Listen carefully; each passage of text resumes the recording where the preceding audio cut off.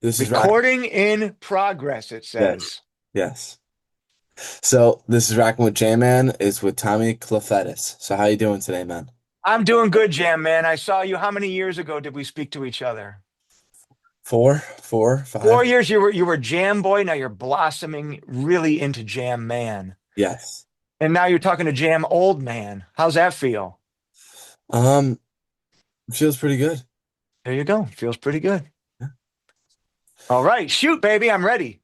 So when people hear the term hired gun, they might think it just means you show up, play the parts, and get paid. But at your level, what does being a hired gun No, actually? no, that's exactly what it means. You show up, you play the parts, and you get paid and you go home. That's it. That's all there is to it. No, I'm just kidding. Go ahead. Finish your question. What does being a hired gun actually mean for someone at your level? Gosh, it means those things. But really, it means that technically you're not a member of the band, Mhm. which there can be minuses to that. There's financial minuses to that sometimes. Sometimes there's financial pluses to that. So there's pluses and minuses. Basically, technically, it just means that a usually a established group hires somebody like me to perform a task for them. So it's kind of like, do you have a job yet, Jam Man? No. No. Well, this is your job. You Yeah. work for yourself. If you needed me to help you edit, you would hire a guy like me to help you edit. Uh-huh. So they hire a drummer to help them create their vision. Maybe sometimes because they lost a drummer, or maybe they're a solo artist and they need a drummer. So that's really the only difference. A lot of the times though, how I feel in a lot of the bands that I've played, that I feel that on stage at least, Mhm. I'm a member, and that's how I look at it. I don't take the music any less seriously than they do. Sometimes I maybe take it more seriously. So it shouldn't affect the music. Um, does that kind of answer your question? Yeah. Cool. So when you walk into a major band, do you feel like you have to prove yourself right away, or do you already know that you belong there? When I walk in with a group, I always feel like I have to prove myself. Mhm. Um, it's like playing in a sports game. Every game, you still got to win. Mhm. You still got to go out and somehow you got to beat the other team. And I'm not saying that you're so. Yeah, I definitely always feel like I got to prove myself. There's a famous saying, you're only as good as your last gig. So that definitely rings true with myself. Whenever I go on stage to perform, I think I can honestly say always gone out there and given it my all. And and sometimes that's great, and sometimes it's not so great, and sometimes it's too much, and sometimes it's too great, and sometimes it is what it is. But if you go out there with intent to give it all you got, and that doesn't mean um I'm a physical drummer, so a lot of people think that means like playing very physically. With the concentration and the focus, I go out there like it's my first time and it's my last time. So that's a real near and dear philosophy that I really try to always bring through every year, through every gig, because it keeps me, I have pride in what I do, and I want to keep that same pride through the years. So what is harder, learning the songs or learning the people? What's hard? I'd say what's harder, learning songs or learning people? Everything is hard to do fully. Hmm. If it doesn't seem hard, maybe you're not digging into it enough. And I guess you can do this with music, you can do it whatever your chosen craft. I don't call it a hobby because it's more than a hobby. It's a craft. It's always been a craft. When I was your age, I was intense about what I was doing and I took it to the fullest that I knew I could in my mind. And I still that. So learning a song, sometimes you try to learn a song and oh, that song's easy. But then when you really get into it, there's some real tricky things to really get in there, whether it's feel or arrangement or vibe or dynamics. There's so many layers to music that to me, a great musician has should have great ears. And with all this technology going on, I feel that the sense of ear that musicians should have has gone down notches, and the attention to detail has gone down because you're supposed to listen to a song and use your brain and your heart and soul to combine those two and then play through that. But there's so many tools to tell you how to learn something now that I think there's a disconnect going on between your heart of what you feel music should be played like and what your ear tells you music should be played like. We're kind of taking away those two most important tools, your ear and your heart, to let it guide you versus somebody else on YouTube guiding you how to play music. So I try to keep it organic and do it the way that I was brought up doing, and that was listening and listening and listening, and then going over there and playing and playing and playing and cultivating a sound that hopefully will end up being my own. So, do you have to check your ego at the door when you're playing with someone like Ozzy, Black Sabbath, Rob Zombie, or Alice Cooper? Do I have to check my ego? Well, that's a double-edged double-edged question to me because to get up and play in front of a lot of people, you need to have ego. Yeah. You need to have confidence, and I guess you could call it ego. You have to think or know that you're going to go up there and I use terms like kill and destroy because that's my mission when I get on a hard rock stage. And that really was Black Sabbath's mission. That was odd. So I never had to check my ego because you're a part of a team, and without one of them, no, everybody's equal, but without one of those pieces. So to me, it's more like being on a sports team. So yeah, but you don't want to let yourself get too consumed by the false realities of what is really happening. We're all just playing music and we're all just trying to do our best. But at the same time, when you go on stage, you got to go, I am the best and I'm going to portray the best of me to this audience. Because if you're going out there weak without tenacity, the audience will feel it. So there's this fine line between being too much or being too little. I I like I like my favorite performers definitely have ego. They definitely are over the top, whether it's a jazz musician like jazz Oscar Peterson or Louis Armstrong. They knew they were great. They played with intense intensity, whether it was a whisper or a roar, whether it's Chuck Berry or Little Richard. They were intense in their intent of the music. Black Sabbath, it was intense. um, Tony Iommi would be sweating just from his concentration. I feel there's a lack of that going on, and I have my own rock and roll band called Tommy's Rock Trip, and I'm trying to bring a piece of what I know of those, let's say, aesthetic of those values through my group out there. It's a real live, organic, rock and roll, intense, no overdubs, no studio trickery, rehearsed rock and roll band. What separates a drummer who gets one big call from a drummer who keeps getting called by legends?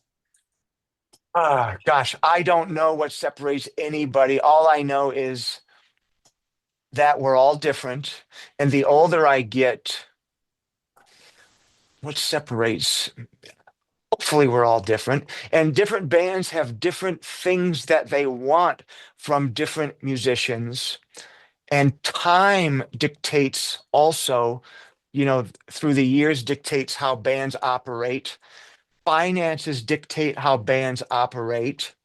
So all these different choices come into what musicians are picked to be a part of a group.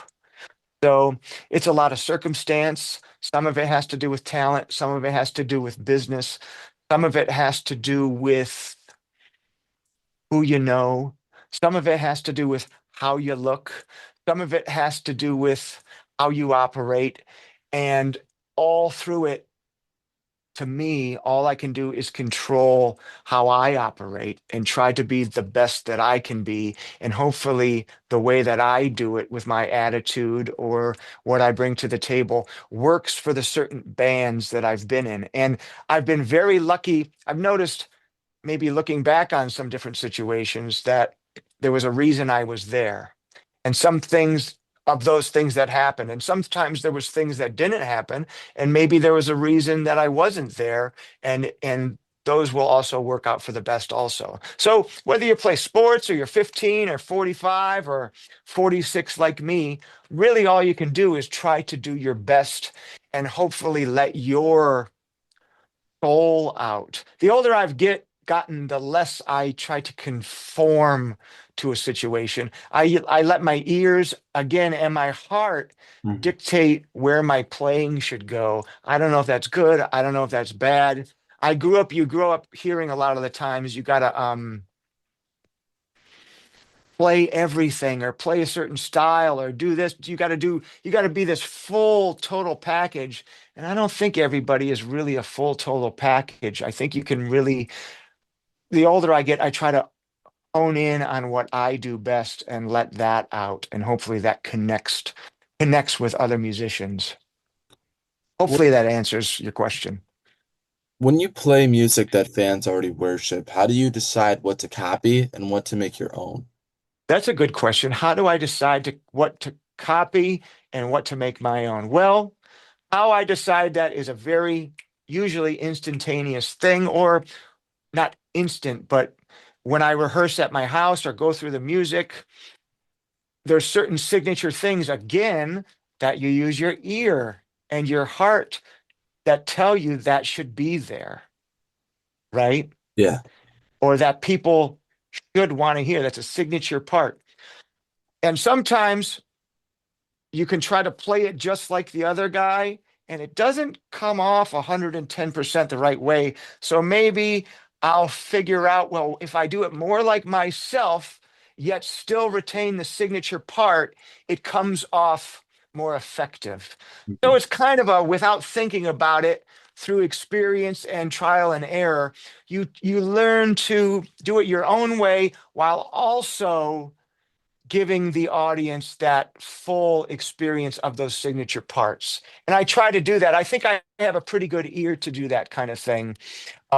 When I hear other musicians not play those signature parts properly, it really bothers me. I go, man, because music to me, the older I get, the less I know where to leave the space in music. And when I listen to musicians and they haven't been brought up with that ear or that soul thing, the connection between those two, man, it bothers me as a listener. So I always want to give that to the audience first of all, and to the performer, because sometimes these band leaders or band members, certain bands, they don't even know what's missing from their music. Do fans sometimes want a museum version of the band where everything sounds exactly like the record? Do fans want I don't think so. I Okay. don't think so. And I can only say that through, let's use Black Sabbath as a I think they want the essence of what the music is about. I don't think they want a carbon copy, because if you're being a carbon copy, you're just a copy. You're just a lowered version of the original thing. That's where you can bring your own energy and do your own thing through the vehicle of somebody else's music. And I think when you're giving people something that's real, I think that's really what they connect with. So like you just mentioned. It's like a horse Mhm. in a race. And if you're holding back that horse, he ain't gonna cruise as good. But when you let if you let your reins go through the music and you go for it, people feel that. Mhm.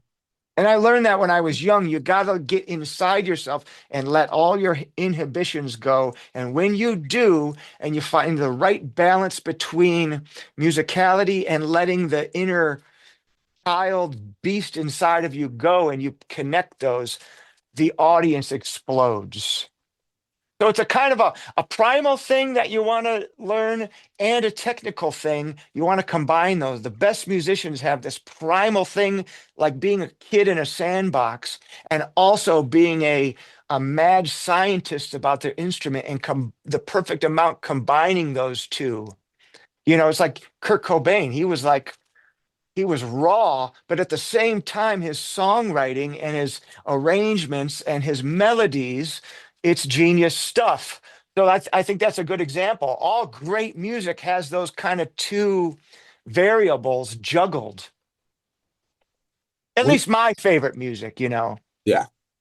When you're playing like a band you just mentioned, Black Sabbath, there's so much history behind those drums. Do you feel that weight when you sit behind the kit or no?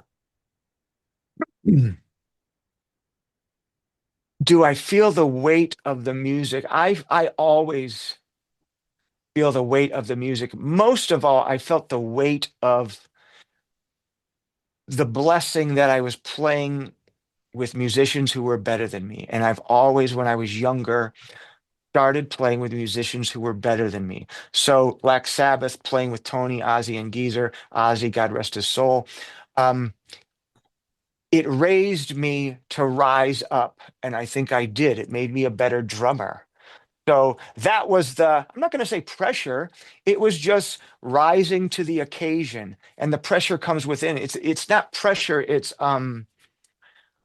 passion of wanting to win, wanting to do your best, wanting to make it as good as you can on stage.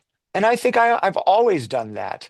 So, here was a level, and then when you're a kid and you're playing with musicians who are better than you, you're pushing, it's like you're trying to keep your head above that water line and just keep breathing. And when you do, you become a better swimmer, because you're struggling. That being said, I wasn't struggling. I Mhm. just I feel the weight of the music and you want to be impactful with it. So every note, you're developing a style through every gig, you're getting a little better, tighter as a group. And I think, you know, that's the goal. Is it annoying when people compare you to the original drummer, or is that just part of the job? It's not annoying. It is what it is. I've always usually replaced somebody, even at a local level. It was somebody who was maybe better known than I was, and there's no way. I've heard it a million times. This guy isn't as good as that guy. That guy's, but I've come through it all. And then with time, sometimes you become the guy that other people compare somebody to. So it's par for the course. It doesn't affect me, but I totally understand it at the same time, especially when you're replacing somebody who's alive. That's a whole different challenge. A lot of times people are replacing somebody who's dead, and there's no argument there. The guy's dead. So you know what I mean? Yeah. So it is what it is. I kind of enjoy it, to be honest with you. I enjoy challenges. It's part of the fun. And I enjoy getting through things, hopefully with a little bit of class, how I conduct myself, and hopefully how I hopefully let the music do the talking. Do you think fans sometimes misunderstand what a replacement drummer or touring drummer actually has to do? I don't know, and I don't think it matters what the fans, I think it matters what they think, but I don't think really, especially nowadays, fans really care. I don't think a lot of the time they don't know who's in the groups anymore. Everybody's getting older, but I do think that what am I going to try to say here? Fans do recognize when things are missing. Mhm. I they may not know what is missing, but I do think their reactions tell a story, and I've seen a lot of, I guess we're using the term replacement because we're talking about it. I've seen a lot of replacements that are weaker than the originals. And that's not where I come from. I want to go up there, and even if they want to hate you, even if they want to hate you, which usually they do if you're a guy like me, that you can turn them and they walk away going, man, I wasn't expecting that, you know. And I want to go out there and bring these bands to their original greatness and bring that energy to the audience. So bands were great when they were in their 20s, you know. They were a group and they were young and they were on fire.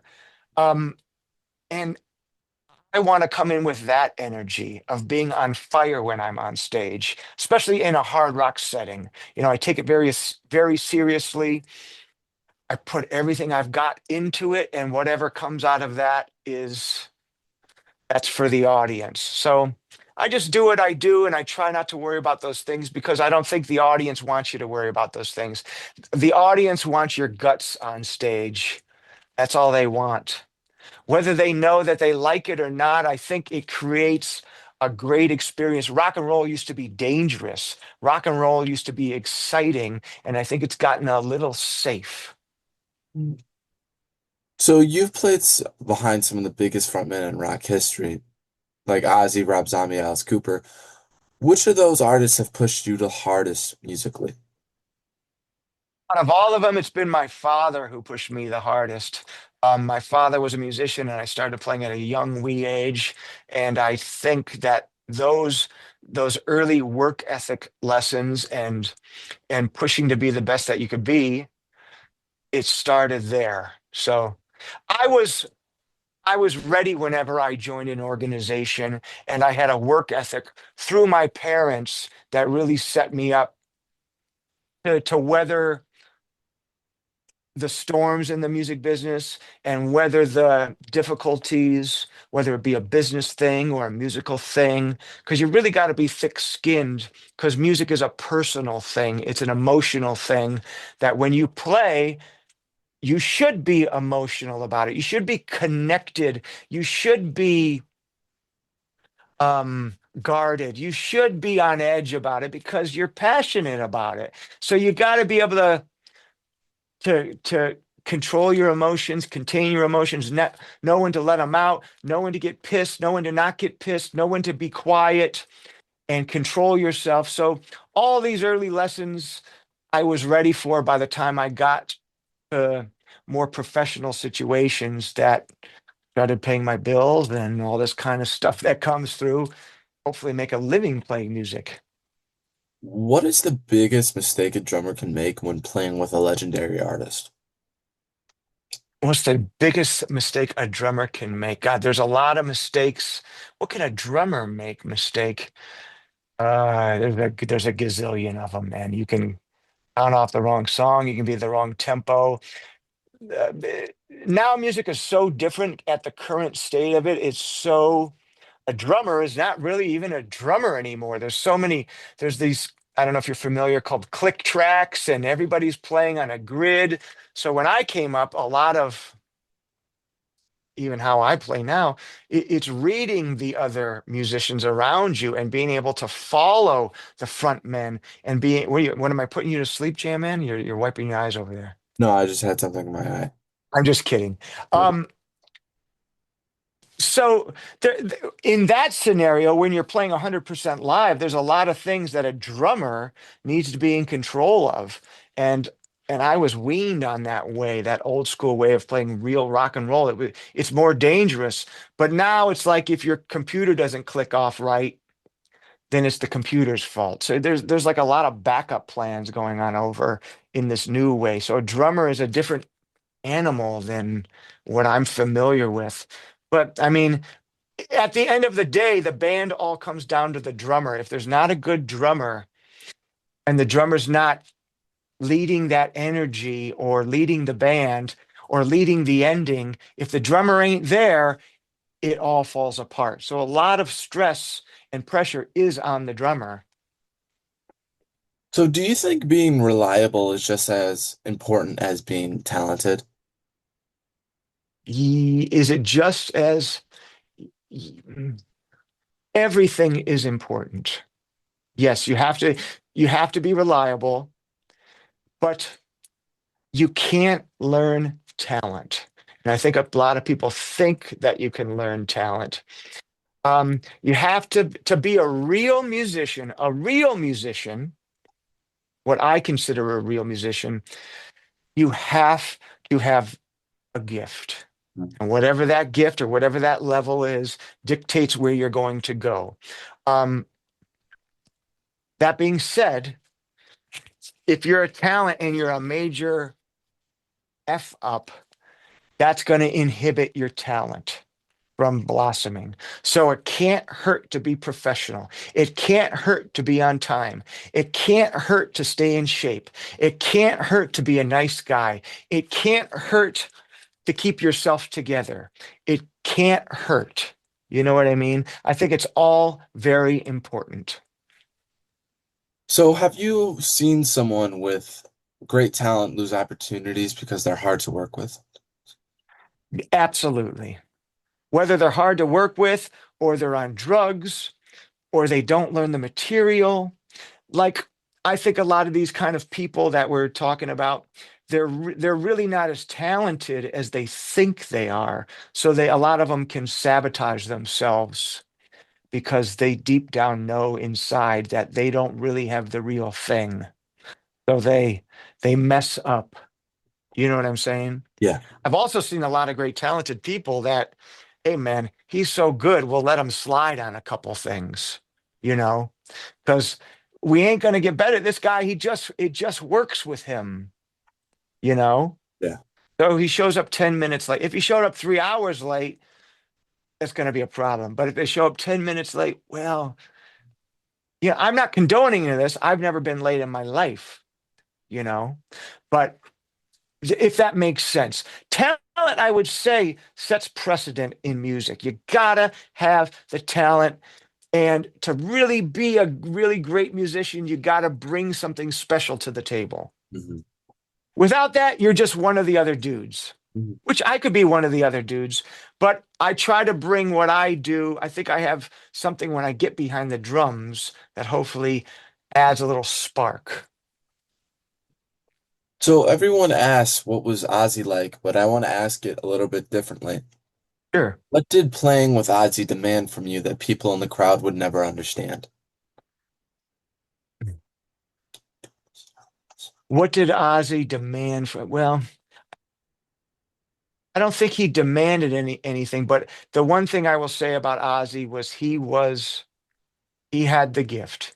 We all know it, but I don't think we know to what extent.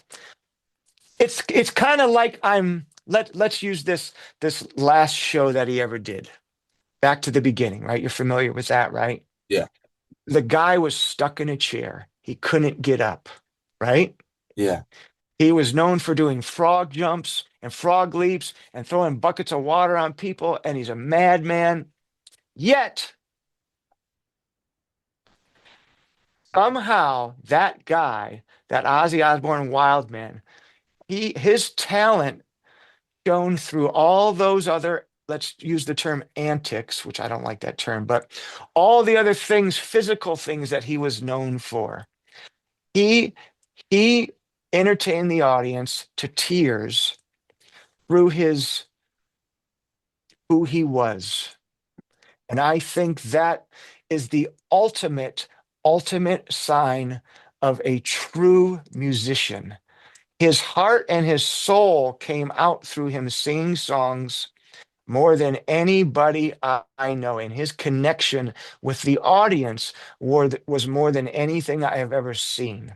So that all the true greats, and you can count them on your fingers, there's 5 to 10 of them ever in the history of the world. He's one of them. He had that gift. And I think on his last show, really to me, because there was every singer in the world, greatest rock singer was there, every entertainer, nobody commanded with their presence more than Ozzy Osbourne. And think about that. He couldn't even get up. He was weeks away from dying, and he got that out, and it wasn't out of pity. It was out of his connection that he had, and his control, and his people felt him. Mhm. And that's like, you can't practice that. You can't cultivate. It's something that God, or whoever you believe in, I call it God, gives somebody. It's called the gift, and he had it more than anybody I've ever seen. And I think that thing, if you stop and think about what really happened, he had that gift more than anybody I've ever seen. And I was so proud because he just wanted me to give my all, and I've always given my all. I Mhm. never relented. I was with Ozzy through Ozzy and Black Sabbath through different incarnations for 15 years. We played on stage together, and I know that he never had to look back and say, "Give me more," because I was already giving him more. And I think that's really why we got along on stage so well. Do you think people focus too much on the crazy Ozzy stories and not really focus on how serious he was as an artist? I can't judge what people think. People like those kind of things, and that's part of what makes artists artists, or people what people find intriguing. But Ozzy knew who he was, and Ozzy knew what people wanted. So he was very perceptive about those things, and he knew what he gave them. And at the end of the day, all you got to do is put on his greatest hits or something like that, and there's the musical genius, you know. I know a lot of people tried to make it seem like he wasn't as clever as he was because um, he was an entertainer. A lot of people try to cut down entertainers, but he was a master musician. He was a master of melody. He had a voice that was, only that guy can sound like that. If you've ever heard anybody ever try to sing an Ozzy song, it really just doesn't work. So I don't think he cared. I think he knew what he was doing. And I think all he cared about was getting the people to applaud and making them have a good time. So playing with Black Sabbath is just not an ordinary gig. It's like actually heavy metal history. How do you mentally prepare for something like that? You just do anything and everything that you can. Yeah. I mean, that was such a fond experience. Really, it's a while back that we're talking about it, and I understand that, of course, it's everybody wants to talk about what's it like to play with those guys. But at the time when I was getting ready to hopefully do it, I was devouring the music. They basically gave me a list of literally every song they ever did with Ozzy, and I just started learning them.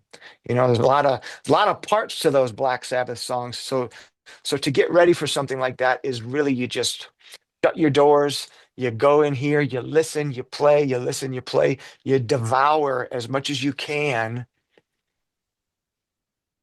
and you just do everything you can, watching videos, watching old videos, watching new videos.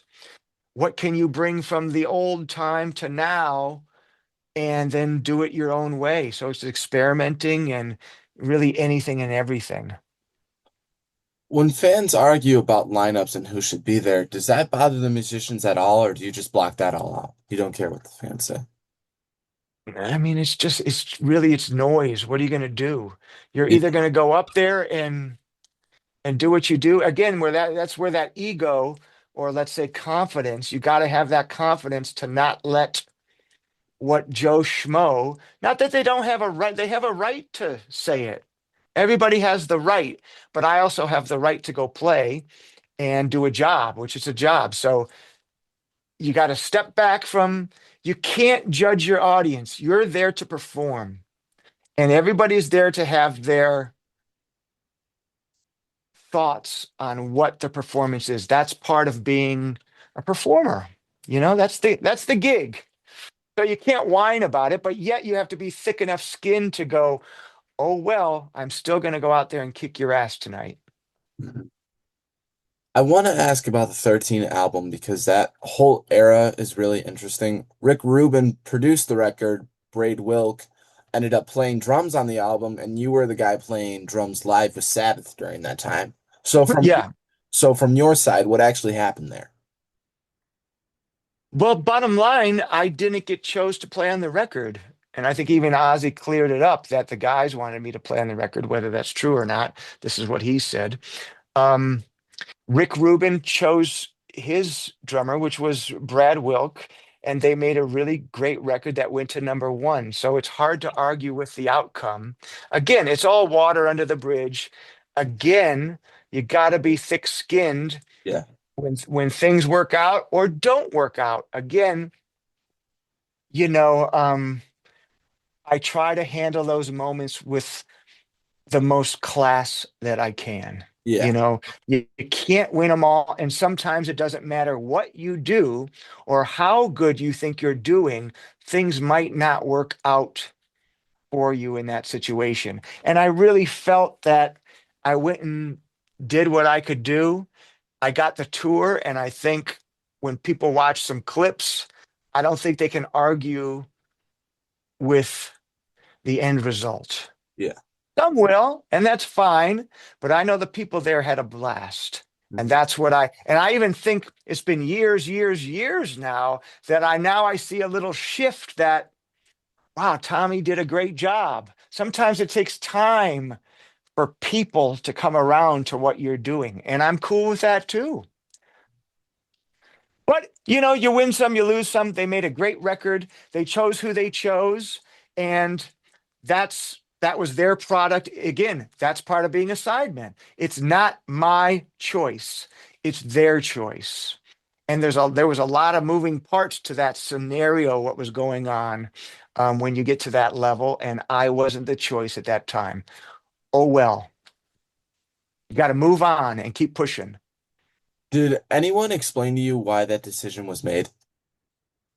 I believe it was strictly a Rick Rubin decision, to be honest with you. Okay. And to his defense, I know that he had worked with Rage Against the Machine, so he thought that he could get what he wanted out of him, and he was probably comfortable because he had worked with him before. I don't know. That's more of a Rick Rubin question. But Rick Rubin, what a great producer, and he has a great track record. And some of the things that I hear him say about music, um, I guess I can't argue with it. Maybe it's unorthodox, but and some people, he's got to deal with a lot of flack, yet he's had a lot of success. So I can't, I don't want to be somebody judging because it didn't go my way. You know, everybody has their own vision for something, and if I don't fit into that vision, you can't take it totally personal. Would you say that that was the perfect example of what being a real hired gun really means? Like, you may not control the decisions, but when they call your name, you're gonna still have to go out there and just destroy, like how you said. That's a yes. I would say that's a being a sideman musician versus being a member of a band makes you tougher Oh, because you learn that the show must go on. And the show will always go on. I set aside my personal feelings when it's time to go up there. I notice a lot of band guys that have come through the band, they don't have that inner thing that I've had to struggle to get where I've got. Because sometimes when you're in a band, you're considered great because you're in that band. But playing with other people is not as easy as it seems, as you may be great in your band, right? Because you've come up with those guys for 20 years. That's one thing. But going to a different situation and fitting in that situation, and then going to a different situation and playing that style, that's a whole nother thing that sometimes being a sideman is there's a benefit musically to that too, because you learn to adapt, you learn to read people versus just reading the three people that you've come up with playing with, or that one style where you're playing you're only playing what you want to play. Sometimes I have to play I a lot of the times I have to play another guy's style, but then make that my own. And somehow, how do I shimmy that to work versus just playing like in my own band here? I can play whatever I want, you know. Yeah. I dictate where the flow goes. Um, so it is what it is. I'm not complaining. I like being a sideman because also when you go home, when the job's done, it's just done. I get to go home. I don't have all the stresses of, man, we got to pay for the tour buses. We got to pay for the trucks. The needs the checks, and this guy quit and that guy quit. I'm dealing with a little of that with my own band on the lowest level. But, there's pluses and minuses to everything.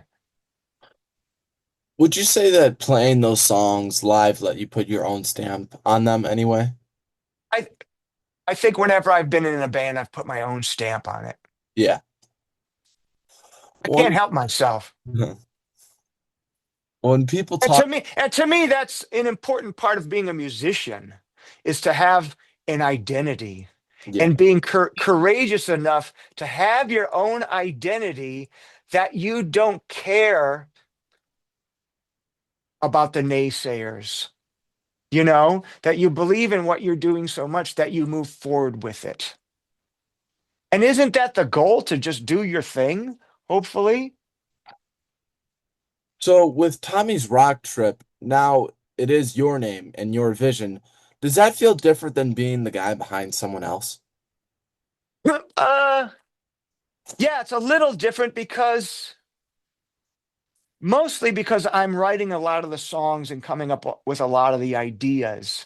And now I'm the older guy in the group, and I have 3 20-year-olds that I am kind of, maybe they're trying to keep up with me, you know. But it feels like a group effort, you know.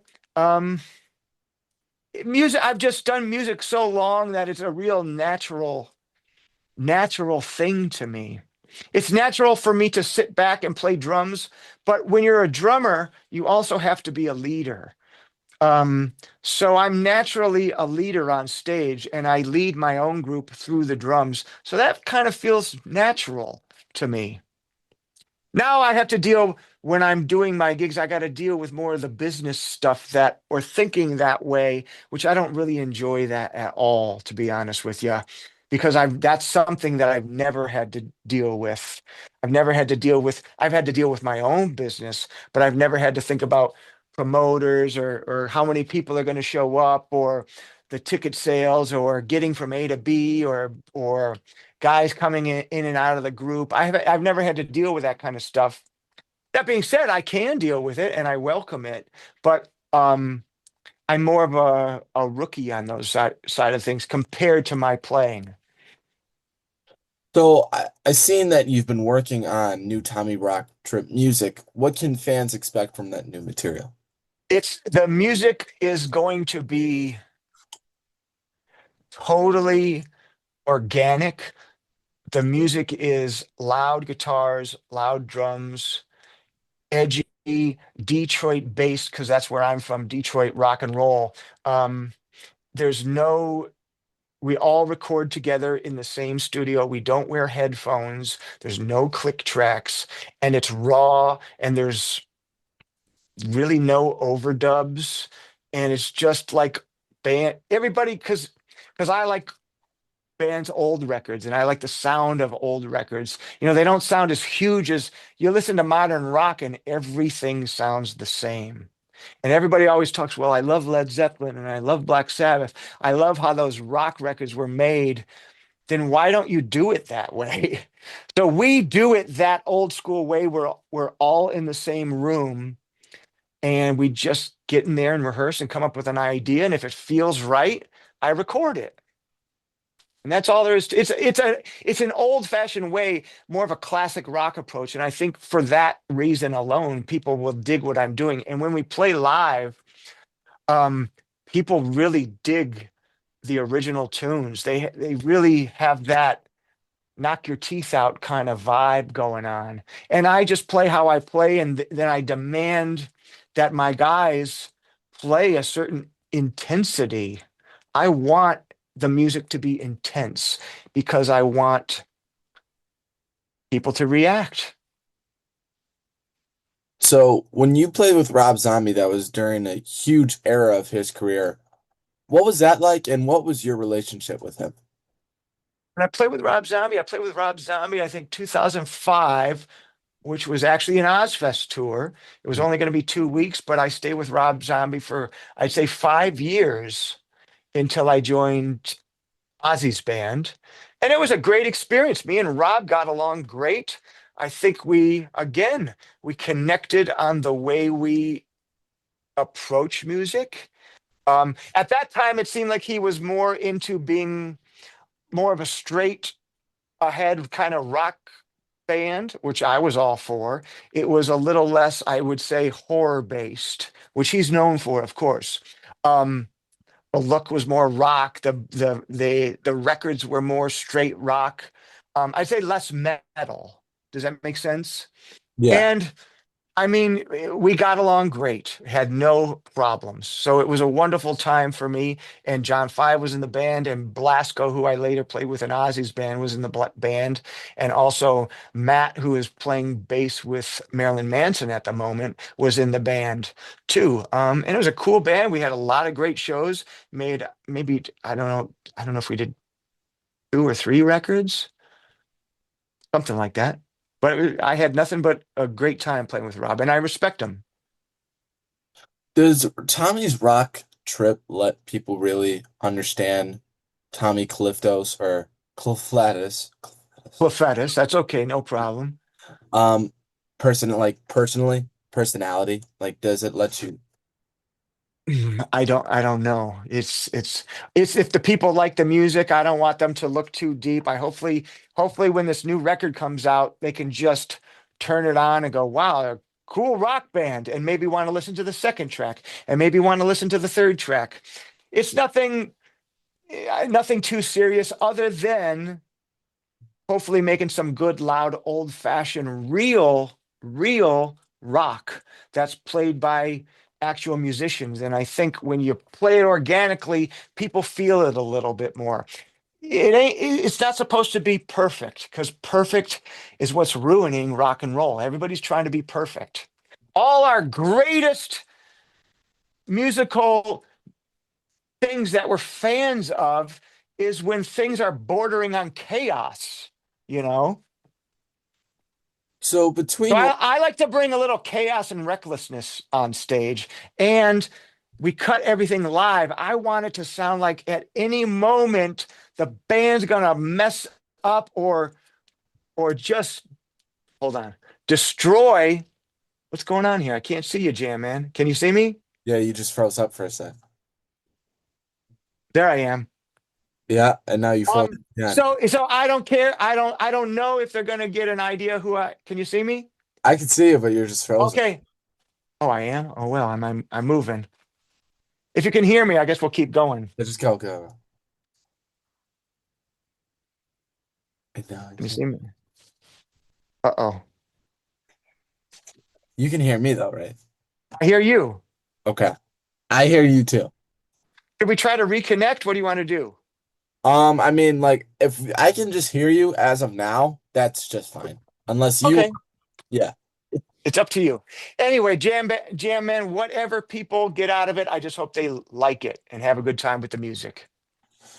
So between Rob Zombie and Alice Cooper, you've played in some wild visual shows. Has anything ever gone wrong on stage where you just had to keep playing? Yeah, sure, certainly. That's one thing with Rob Zombie's music. His music was there was some backing tracks going on, so you really had to be cognizant of that situation. Because when you're playing with a real band, you can adapt and change, but you can't do that in a scripted show. Yeah. But yeah, things go wrong on stage, and a great drummer can corral those mistakes and make them come out so there was never the audience would never know. After being the hired gun for so many legends, is Tommy's rock trip where you get to say, "This is who I am"? Nah, I always get up there and I say who I am. Mhm. Maybe that's part of my problem. but I wouldn't have it any other way. What do you want people to feel when they leave a Tommy Rock Trip show? I just want to feel like they had a good time and they got their money's worth is all. Okay. Um, if you were on death row, what would your final Oh meal be? boy. Why? Oh boy. If I was on death row, what it would be. Ooh, me and my daughter love Jets Pizza. I don't know if you have that there. It's actually a Detroit pizza. I now live in Tennessee and they actually have it down the street from me. So it would be Jets Pizza. I would be behind bars with a full large pepperoni, cheese, Jets square Detroit style pizza, probably a chocolate malt, Hmm. some donuts, a cheesecake, Coke Zero. What else can I might as well go for it if I'm gonna be dead, right? Yeah. Um, and a lot of different there's this ice cream called Jenny's ice cream out here in Tennessee that has this flavor called gooey butter cake. I would get a full vat of gooey butter cake ice cream and cry in it because I don't want to be killed. Yeah. And the tears would make the caramel melt just right. Is that a good answer? Yeah, it's a great answer. Out of all the legends you've played with, who's That's the first time I've ever been asked that question, by the way. actually? Yeah. Wow. I thought I asked you it 4 years ago. No, I think I, Maybe I don't know. Maybe it's the second then. yeah, the second time, yeah. Out of all the legends you've played with, who's taught you the most without even saying anything? I'd say Ozzy taught me the most without saying. Again, if you're young, anybody young, here's my piece of advice. Try to be a sponge.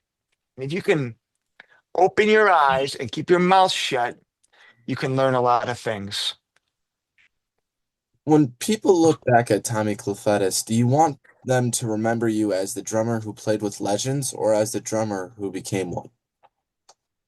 Man, Jam, man, I don't really concern myself too much with what I hope people think of me because it's something you really can't control. I would hopefully what I do actually care about, first and foremost, is what my family thinks of me. Second, I do care about what the musicians I've played with on stage who really know what I do on stage think about me. So hopefully they would think positively about what I've brought to their musical endeavors. That would be hopefully a positive thing and I would care about. But the fans, I want people to just feel like even if they didn't know who was playing drums, that I was giving it my all. I'm not concerned if they know who Tommy Clufetos is because they probably don't, and I'm cool with that. But I have through the years gone, oh man, were you the guy who played with, like they'll see me play now and they go, were you the guy who played with that band 25 years ago in that cornfield? I thought it was you because you have the same, wow, you blew me away then and now you blew me away last night. Like when it can catch up with you and you go, wow, I have been doing it a while and I did give it my all at that gig 25 years ago and I'm still doing the same thing. That's what I hope people can connect with is the unrelenting pursuit to be the best that I can be. And hopefully that's what people respond to. Now, because what is a legend? Ozzy's a legend. Steven Tyler's a legend. I'm just a drummer, you know? So you mentioned before you can count legends on your And, finger. and, and let's say just because you're on Rolling Stone magazine's top guitar player list doesn't make you a legend in my book. That ain't my kind of legend. So it's all things that are subjective. I don't really have much interest in because music that I think is wonderful and great, I have a different concept of what great is, you know? I judge greatness on talent and execution and musicality, not on popularity, not on fitting in, not on Rolling Stone or the Rock and Roll Hall of Fame. I don't let other people tell me what I think greatness is. So you've mentioned before you can count on legends on your you can count legends on your fingers. Do Yeah, you think we'll ever see a new legend again? absolutely. There has to be. Okay. It doesn't mean that it's, well, yeah, absolutely. It's just inevitable. There's always greatness. Time will tell, though. Hmm. But every era, I think at the moment, I think this rock and roll probably has reached a peak. So you notice all these guys passing away, the Ozzies, everybody is that 74, 78 years of age, and we've lost most of them. That was the peak of the rock and roll thing in the 70s, and now we're losing a lot of them. But that doesn't mean it can't be rebuilt, you Yeah. know. What's next for you? I just keep plugging away. Whoever calls me to play drums and it works out, I'll go play drums. And I'm making a new record with my group, Tommy's Rock Trip, and I'm playing gigs. And I just do everything that comes up to the best of my ability, Rock Man. How do you? Jam Man. Yeah, Why don't Jam. you change it to why don't you change it to Rock Man? Uh, No, I'm Rock Man. because I feel like more like jammy. Like I'm more jammy, not rocky. There you go. Uh, What's next for you? Who are you interviewing next, Jam Man? I don't know anyone that comes my way. Okay, and who have you had recently? I think I saw you had Steve Stevens. Yeah, yep. I also had Now Richard he and then who Richard who? Patrick Filter. Oh, Richard Patrick. Okay, cool. Steve Stevens is a very nice guy, isn't he?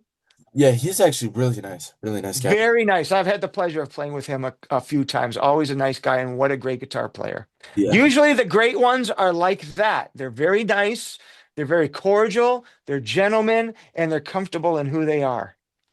I'm almost positive he said that same thing with me about like just how the more Yeah. that you are at playing music, the more nicer you are to people. He's absolutely right, and he's one of them. Um, how do my followers follow you? Tommy's Rock Trip, whatever Instagram, Facebooks there are, just do Tommy's Rock Trip. One word. Um, all right, thank you so much for taking the time with me and speaking Thanks, with Jam. me. What's your real name again, Jam Man? Ramsey, Ramsey Yates. Oh, that's a cool, like Ramsey Lewis. Awesome, Ramsey. Pleasure to talk to you again. Hit me up anytime, and all the best. Keep doing what you're doing. You still enjoying it? Of course, I love it. No wonder Good why. for you, man. Good for you. It's a pleasure speaking with you, Tommy. Have a good one. Thank you. Have a good one, buddy.